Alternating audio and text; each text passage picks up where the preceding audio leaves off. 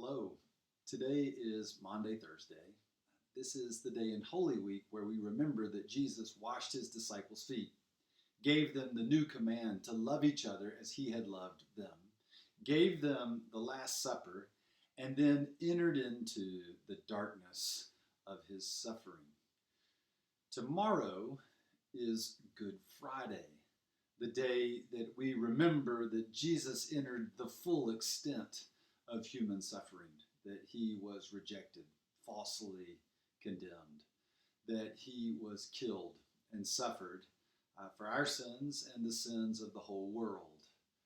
On Maundy, Thursday, and on Good Friday, we typically gather together to hear the story, to enter in to the passion of the Lord, and to see the full extent to which God goes to demonstrate his love for us. Traditionally, we remember all of this by telling the story. We get together, we tell the story. And your role typically is to come and listen. However, since we cannot gather, you have an opportunity this year to stop being a mere consumer and spectator and be an active participant in telling the story. So attached to this email, you will find a script.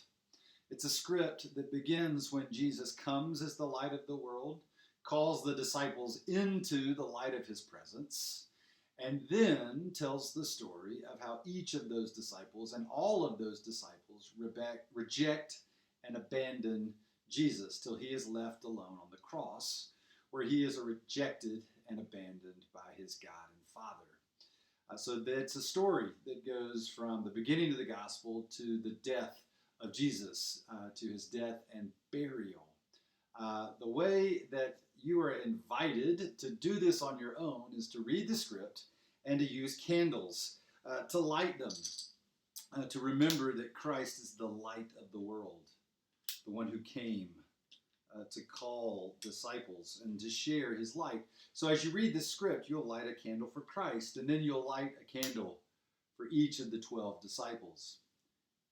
And then, as the story moves from light to darkness, you'll see in the script where you extinguish a candle, where you put it out, until ultimately even the light of Christ is extinguished. And that's where the story ends, at least on Maundy, Thursday, and Good Friday.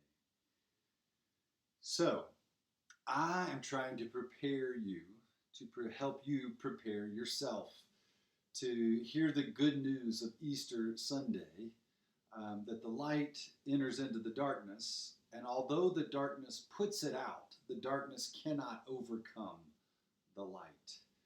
So I invite you this Maundy, Thursday, and this Good Friday to read the story, to tell the story, to light the candles, and then to put them out, and to sit in darkness, and to sit with the great truth of the gospel, that God so loves the world, that he enters into the world to gather up all of our suffering and pain and loss, and take that into himself, even to the point of dying with us and for us, in our name and on our behalf. It's the deep, deep mystery of the gospel, that the God who made the world and is full of light enters the darkness.